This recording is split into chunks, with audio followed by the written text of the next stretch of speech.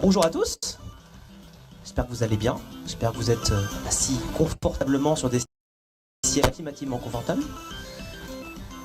Aujourd'hui, on va parler de son, on va parler de musique, on va parler de plein de choses très intéressantes, en tout cas pour moi. Après vous, normalement, je dois rendre ça intéressant, ça va être l'objectif. Et comme j'aime bien faire comme pas tout le monde, on va commencer par un petit jeu qui va être absolument cacophonique au possible. Je vais vous montrer des images de jeux et l'objectif c'est, au premier à l'arrache comme ça, qui me trouve la mélodie de ce jeu-là. C'est progressif, on va commencer par du très basique et on va aller de plus en plus dur. Vous allez voir, il y a un but à tout ça, je ne fais pas ça uniquement pour rigoler, enfin partiellement si, mais pas que. Vous êtes prêts? Ça va aller très vite. Voilà, donc j'en ai eu un. Je vous avais dit, on commence tranquille. Le deuxième, normalement, vous l'avez tous, ou au moins un.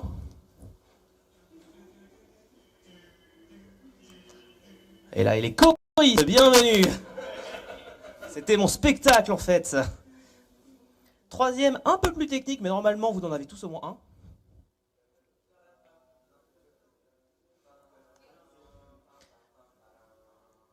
Ouais, on en a plusieurs qui marchent. Hein. Je m'attendais à voir le Gail Theme, donc ça, je le savais. On en a eu plusieurs. Hadoken marche aussi. On va passer à un autre truc. Alors là, je suis curieux de voir s'il y en a qui vont l'avoir.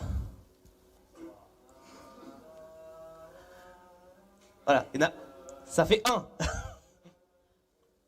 Encore plus technique? Voilà. Et donc, pourquoi je vous montre ça? Parce qu'il y a une question qui me vient en voyant tout ça. À votre avis, sur quoi l'industrie du jeu vidéo mise-t-elle quand elle vend un jeu? Oui.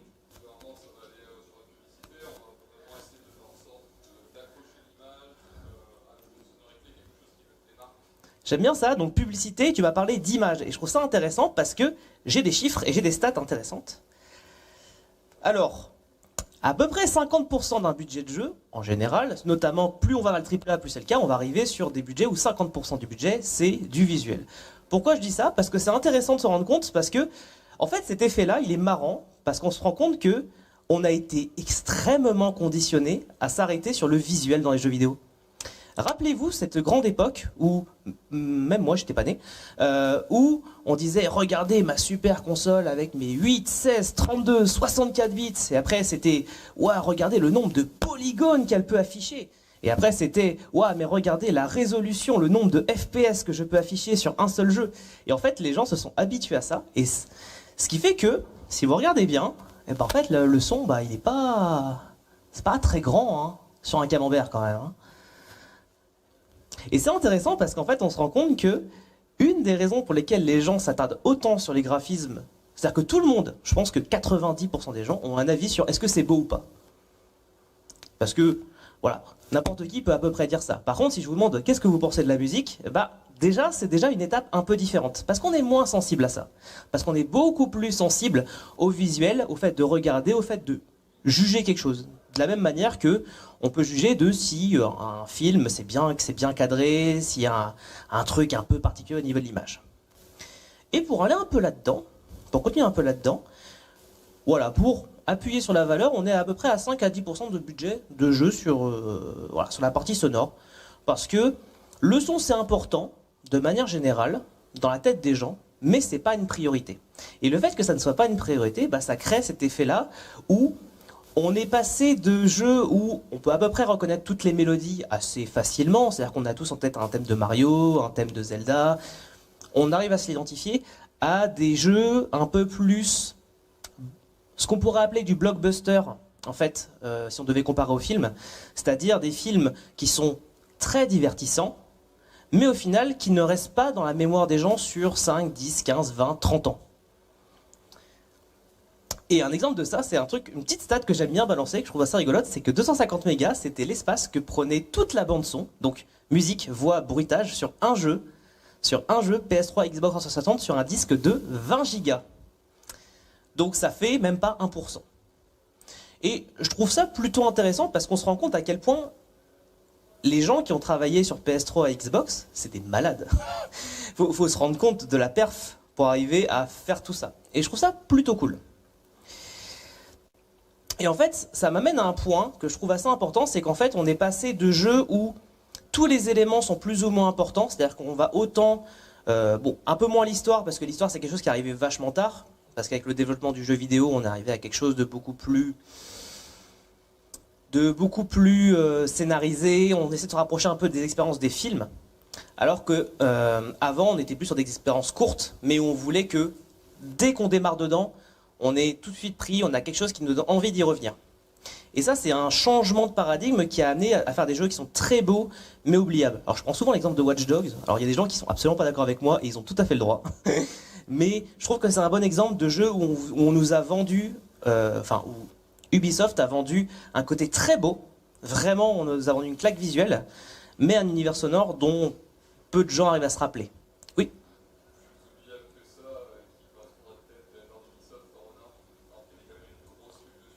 C'est vrai que For Honor, c'était pas un jeu très...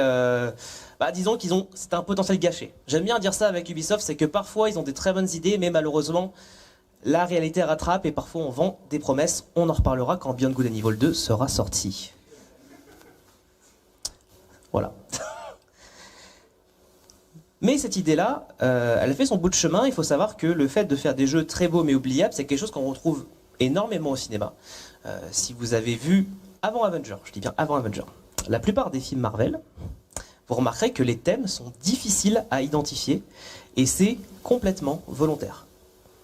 Et ils ont changé de fusil d'épaule pour une raison, et vous allez rigoler, à cause d'une vidéo YouTube.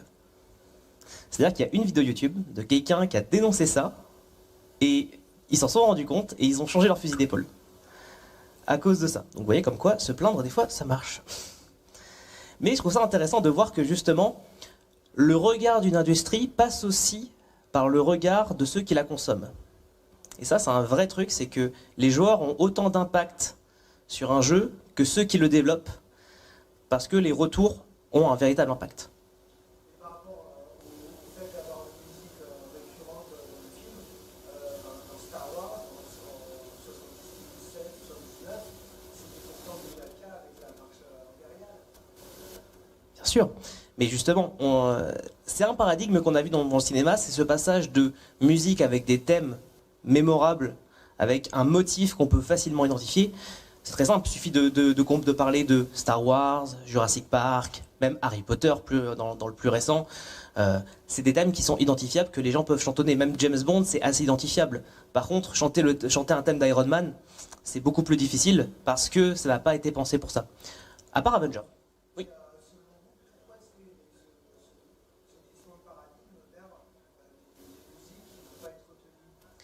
C'est un changement qu'on voit aussi dans le jeu vidéo, c'est pour ça que j'aime bien faire ce parallèle entre cinéma et jeu vidéo.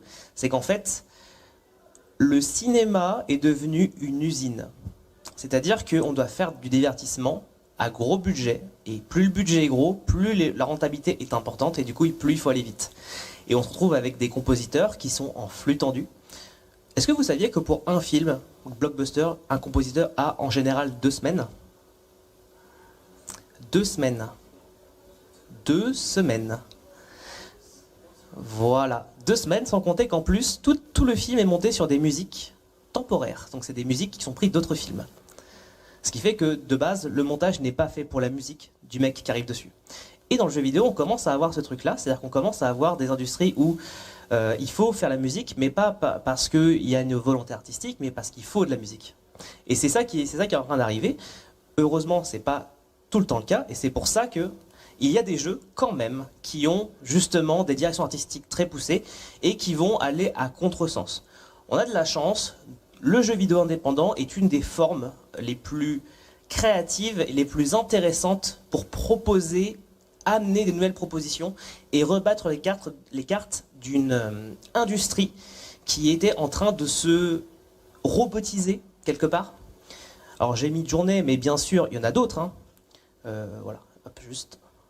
Je peux parler aussi de Hades, par exemple, dans un jeu un peu plus récent, où on est sur une expérience vidéoludique très différente, et pour autant, le jeu, la musique de ce jeu serait similaire à ce qu'on pourrait entendre sur un album dans un jeu. Et c'est intéressant de voir ce média qui essaie de se réinventer en reprenant des codes d'autres industries. Je le prends toujours Undertale parce que je trouve que c'est un très bon exemple et que ça parle à beaucoup de joueurs en général. Mais c'est un très bon exemple que on peut avoir des propositions très créatives, voire très personnelles, et que ça marque les gens alors que c'est très personnel. Bien évidemment, c'est pas une recette infaillible, mais c'est un bon exemple. Ça dure une seconde à chaque fois, ça me fait rire. Et du coup, finalement, en fait, le son, ça apporte beaucoup de choses. Et généralement, on remarque, et moi je le remarque de plus en plus en discutant avec des développeurs, qu'en fait, c'est pas que les développeurs ne veulent pas d'une bonne BO ou d'un bon travail de son, c'est juste qu'ils ne le connaissent pas. Ils ne se rendent pas compte de l'impact que ça a, et c'est un travail d'éducation qu'il y a à faire. Et j'ai beaucoup d'exemples justement de jeux qui apportent des éléments, enfin de jeux où le son a une vraie plus-value. Récemment, j'ai fait Tunic, et c'est un très bon jeu, je vous recommande très fortement. Et justement, il y a eu un travail sonore super cool là-dessus, avec notamment un travail où le son raconte de l'histoire. Et ça, c'est super intéressant. Je ne vais pas rentrer dans le détail parce que je considère que c'est un mini spoil si je vous le balance comme ça dans une conférence. Mais je vous recommande quand même de faire le jeu. Et après d'aller chercher, il y a un thread du sound designer, voilà, faut chercher un petit peu. Mais il a expliqué tout le process qu'il y a derrière et c'est assez fascinant de voir que les personnes qui ont bossé dessus ont passé énormément de temps à vouloir donner du sens à tout, même les sons. Chaque son veut dire quelque chose. Et ça, je trouve ça extrêmement cool. Donc ça peut raconter des choses. Ça peut également complémenter les choses. Donc par exemple, là j'ai pris cet exemple-là oui, mais je cherche le nom de base, Crypt of the Necrodancer. J'aime bien ce visuel. Ça peut être un moyen de complémenter, donc par exemple, ça peut apporter des éléments, la musique peut apporter des éléments au graphisme, en apportant de la direction artistique, en supplémentant ça, mais ça peut également apporter des éléments de gameplay. Donc j'ai pris cet exemple-là d'un jeu où en fait, le joueur peut se déplacer uniquement au rythme de la musique. Et du coup, ça devient un élément de gameplay. Et ça, c'est intéressant. Ça peut également apporter ce qu'on appelle une expérience unique aux joueurs, et ça, pour le coup, j'aime bien prendre ce truc-là. La musique interactive est probablement la plus grosse révolution du jeu vidéo sur les 10 dernières années. Parce qu'en fait, chaque joueur a vraiment une expérience musicale différente, parce que la musique s'adapte en fonction du joueur. Et ça, je trouve ça très fascinant. Et ce qui est assez cool avec tout ça, avec la musique interactive, c'est que il y a un côté, il faut que la musique ne soit pas trop en avant, c'est-à-dire qu'il faut qu'on ne la remarque pas trop, mais en même temps, quand on remarque que ça évolue par rapport à ce qu'on fait, c'est très jouissif. En tout cas, moi j'aime bien. Et ça peut être également une récompense parce que, comme je le disais, sur le côté jouissif, si vous commencez à être dans un jeu vidéo et à enchaîner les combos, à être ultra bon et que la musique commence à s'envoler et vous avez des chœurs de folie, sur la musique et que vous êtes là, oh là là, c'est très galvanisant, et bah c'est un peu une récompense pour le joueur parce que quand vous êtes extrêmement bon dans ce que vous faites, et bah il y a la musique qui vous suit là-dedans et ça peut devenir très très cool. On a vu des expériences aussi de jeux où si vous vous plantez, que vous reprenez, il y a la musique qui vous encourage en mode allez vas-y, vas-y, tu peux encore y arriver, etc. Et ça, c'est des vrais trucs parce que ça donne des informations, ça peut encourager le joueur, ça peut remotiver le joueur, surtout sur des jeux qui peuvent être parfois très frustrants. Je vous laisse vous faire votre propre liste de jeux extrêmement frustrants. Moi, j'ai la mienne. Hotline Miami 2. Ah, moi, je peux pas. J'ai fait le 1. Je le trouve moins frustrant. Parce que le fait de mourir en boucle et de revenir et revenir et revenir, moi, mon cerveau, il commence à... J'ai l'impression de devenir fou. Moi deviendre fou. C'est compliqué. Ah, moi, je commence à être vieux, moi. J'aime bien les jeux simples. Unpacking, c'était vachement bien. Et bien sûr, quelque chose auquel on pense toujours, mais l'immersion, parce que le sound design peut amener tout un aspect où on peut vraiment se sentir immergé dans un environnement, se sentir immergé dans un lieu, se sentir immergé à une époque. Parce que si je vous prends, on va prendre n'importe quel jeu, The Witcher, un jeu où vous êtes dans la forêt, et vous entendez l'autoroute A5, ça vous coupe toute immersion. C'est fini. C'est le même principe qu'au cinéma, quand vous rentrez dans une salle et que vous commencez un film, vous acceptez que tout ce que vous allez voir, même si c'est complètement incohérent par rapport à la réalité, vous acceptez que ça arrive. Dans le jeu vidéo, c'est pareil. Quand vous vous posez devant un jeu, vous acceptez qu'il puisse y avoir des vampires, des zombies ou qu'on aille dans l'espace. Et qu'il n'y ait pas Elon Musk. Voilà. Il peut arriver plein de choses incroyables dans le jeu vidéo.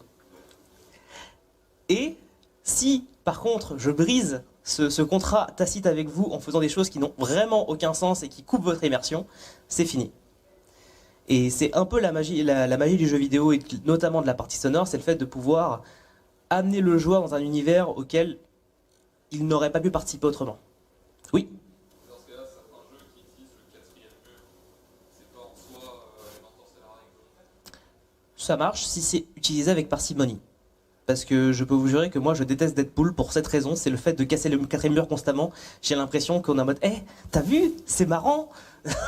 Regarde, je casse le quatrième mur, t'as compris? C'est la personne qui vous fait une blague et qui vous explique la blague. C'était drôle, ou c'était même pas drôle, et c'est encore pire parce que ça devient gênant. Bah, c'est un peu ça le quatrième mur pour moi, c'est vraiment cette sensation de gêne qu'on accentue. Après moi j'aime bien expliquer les blagues parce que j'aime bien mettre ce sentiment de gêne, mais ça c'est un autre sujet. Je peux vous faire une conférence de 30 minutes sur comment créer des situations gênantes en 5 minutes. Il suffit que je pose mon micro et que je vous regarde droit dans les yeux pendant 1 heure, et je pense que là vous allez vivre ce que c'est la gêne. Je suis très patient. La soundtrack, ça accompagne le joueur à l'intérieur et à l'extérieur du joueur. C'est une phrase que j'aime bien, et que je trouve assez vraie, c'est que quand on aime un jeu, notamment pour sa musique, on a tendance à l'écouter en jeu, et à réécouter la musique en dehors du jeu. Combien de fois, moi, ou vous, sûrement, vous avez réécouté la musique d'un jeu pendant que vous êtes, je sais pas, dans le métro, en train de faire de la cuisine, je sais pas, en train de digérer une rupture amoureuse, j'en sais rien. Je fais des trucs très bizarres, ok, laissez-moi. Et vous voyez ce rapport-là qu'on a avec la musique de jeux vidéo, bah moi je l'ai pas avec les visuels d'un jeu. Alors je peux me le rappeler, mais je passe pas une demi-heure à regarder un screenshot en disant « Ah franchement, il était bien ce jeu ». Oui. Moi, quand je jouais à la Doom de manière intensive, je fermais les yeux le soir, j'avais toujours le Doom. Oui, mais ça s'appelle la folie. Moi, quand je prends de la cocaïne, non. Bien sûr. Je parlais de Coca Zéro, bien sûr. Mais voilà, c'est cette idée d'avoir... Mais par contre, dans la même idée, moi, ça m'arrive de jouer à des jeux, notamment des RPG japonais, de combattre en boucle, en boucle, en boucle, et après, d'aller me coucher et d'avoir la musique dans la tête pour toute la nuit. Et ça s'appelle l'enfer. Et pire que Doom. Et du coup, maintenant, je peux me présenter parce que j'ai fait la moitié de la présentation. Donc, je m'appelle Aurélien Montero, je suis compositeur de musique, notamment sur ce qu'on appelle les story-driven. Donc, les jeux où l'histoire a une importance, parce que moi, j'aime bien les jeux avec l'histoire où il y a de l'importance. Ça se tient. Et j'essaie d'aider les joueurs à rendre leur jeu mémorable. C'est pour ça que je parle de ça, parce que j'étudie le sujet, beaucoup, peut-être un peu trop, je sais pas. Du coup, je me suis posé la question, de quoi un jeu aurait besoin pour recréer ces expériences, le fait d'avoir un jeu mémorable qui va avoir un impact, pas que au moment où les joueurs vont y jouer, mais également quand, en dehors du jeu, et même sur 5, 10, 15, 20 ans. Et en fait, c'est assez basique au final, et il faut juste prendre le coup. Mais la première chose, c'est d'avoir une vision, c'est-à-dire de comprendre l'univers du jeu et d'avoir une direction globale qui n'inclut pas que le gameplay ou les graphismes, mais de penser en fait le média du jeu vidéo comme un ensemble. Parce que généralement, c'est ce que je disais tout à l'heure, les développeurs de jeux ont en général assez peu connaissance en fait de l'importance du son et de la compréhension de comment ça peut améliorer leur jeu. Et du coup, ce qui est cool, c'est que quand on arrive à éduquer les gens, et c'est pareil d'ailleurs pour les joueurs en général, je remarque par exemple que les gens avec qui je parle de son ou de musique, eh ben, ils s'arrêtent beaucoup plus sur les jeux parce qu'ils ont compris, ils ont été initiés à ça. Et ça, c'est super intéressant. Et de cette vision va découler un univers sonore. Alors j'ai mis sonore, mais je parle d'univers en général. Mais le fait d'avoir un univers inclut une partie sonore, et du coup, ça permet d'avoir un truc beaucoup plus développé, beaucoup plus réfléchi. Et ça peut amener à une bande originale marquante parce qu'on a pris le temps justement de réfléchir à tout ça. Parce qu'en fait, pour que quelque chose soit mémorable, en fait, il faut que ça ait un impact et il faut que, on va y revenir, mais il faut plusieurs éléments qui vont rentrer dans le lot. Du coup, qu'est-ce qui rend un jeu mémorable, finalement? Envisager le son tôt, c'est déjà une première réponse, c'est-à-dire que si je vous demande de faire une musique en 2 semaines ou en 2 ans, vous vous rendez bien compte que le temps de réflexion, le temps d'imprégnation, imprégnation, voilà. Je sais plus si c'était G ou Nié, bref. Nié. Ça permet en fait d'avoir une personne qui s'implique beaucoup plus en fait sur la partie son et ça permet d'avoir un développement beaucoup plus intéressant et beaucoup plus d'idées. Moi je sais que toutes les idées, là en ce moment je bosse sur plein de jeux et en fait 80% des idées que j'ai en fait viennent du fait que j'ai le temps de me poser la question. C'est bête mais c'est toujours très intéressant. Bon j'ai marqué soyez simple mais en fait je vais marquer simple. En fait les choses simples généralement ça marche et parfois la complexité, ce qui est aussi un truc dans lequel s'engouffre beaucoup le jeu vidéo, c'est les gros orchestres là avec 40 personnes qui chantent et voilà, les God of War Ragnarok, on va faire très simple, ce genre d'idée d'avoir des trucs énormes en fait, ça peut être très dissipateur, oui. Oui, mais bien sûr, mais le problème c'est que c'est pas assez. Le problème c'est que cette simplicité-là est noyée dans une surproduction. Si tu écoutes toute la musique, j'ai passé du temps à écouter la musique de Ragnarok pour être sûr de ce que je disais, mais c'est surproduit et en fait, on arrive sur des choses qui sont trop produites pour que ça puisse atteindre. En fait, quand quelque chose est trop complexe ou tellement grand qu'en fait le joueur se sent distant de ça, mais en fait, ça a un impact bien moindre en fait. Les gens, ce qu'ils ont besoin, c'est des choses simples qui peuvent être évocatrices et surtout qui peuvent chantonner. Et le fait d'avoir une mélodie simple, comme la plupart des musiques d'Undertale, on peut les chantonner. La plupart des musiques de Mario, on peut les chantonner. La plupart des musiques de, je sais pas, n'importe quel jeu, enfin pas mal de jeux, dès l'instant où c'est assez simple pour pouvoir le chantonner et s'accrocher à quelque chose, en général, ça rend la chose beaucoup plus marquante. Moi, je sais que, on va prendre un exemple très personnel, Final Fantasy IX a été le jeu qui m'a donné le plus envie de faire ce métier. Notamment pour une raison, c'est que quand je décrivais le jeu à mon frère, alors mon frère a 15 ans de plus que moi, donc vraiment c'est une discussion de sourd, je disais mais si tu sais le niveau où ça fait ta ta ta ta ta ta ta ta ta, et il disait mais je ne vois pas de quoi tu parles. Donc je passais juste pour un grand taré. Mais vous voyez ce rapport-là, ce fait de pouvoir s'accrocher à quelque chose et de pouvoir le chantonner, ça rend le truc extrêmement cool. Alors oui, la communication, ça aussi c'est un truc.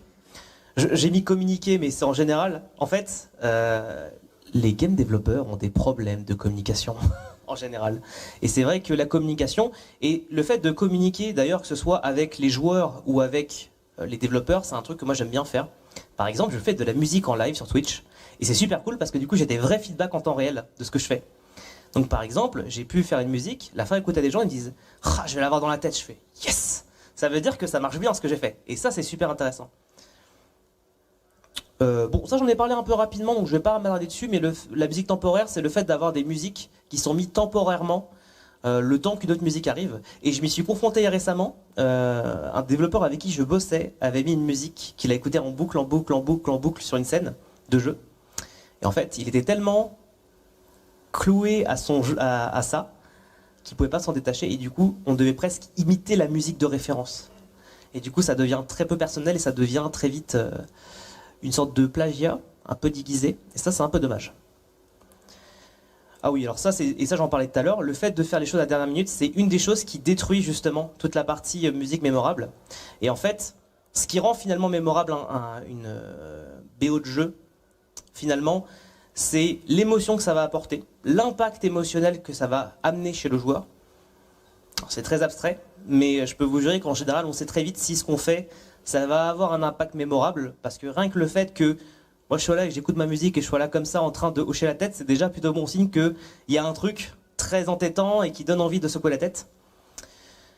Et le fait d'avoir quelque chose de nouveau, d'amener quelque chose de nouveau en général, a toujours un impact plutôt positif. Undertale était complètement là-dedans, on avait de l'émotion et de la nouveauté, et ça a créé quelque chose de mémorable.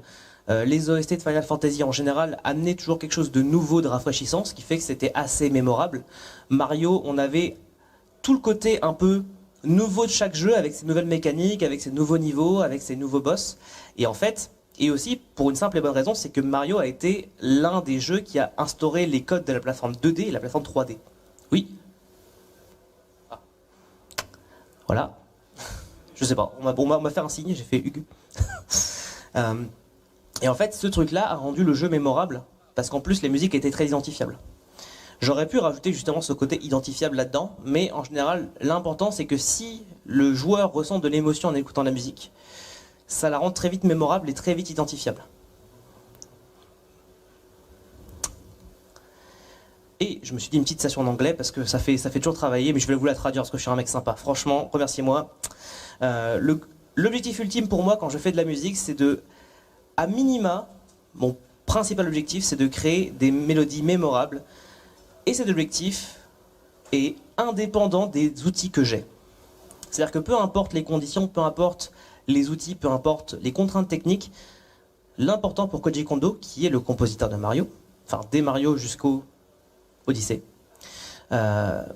son but c'est peu importe les conditions, il faut que les mélodies soient mémorables pour que ça ait un impact chez le joueur et qu'il puisse s'en rappeler. Voilà, c'est tout pour moi.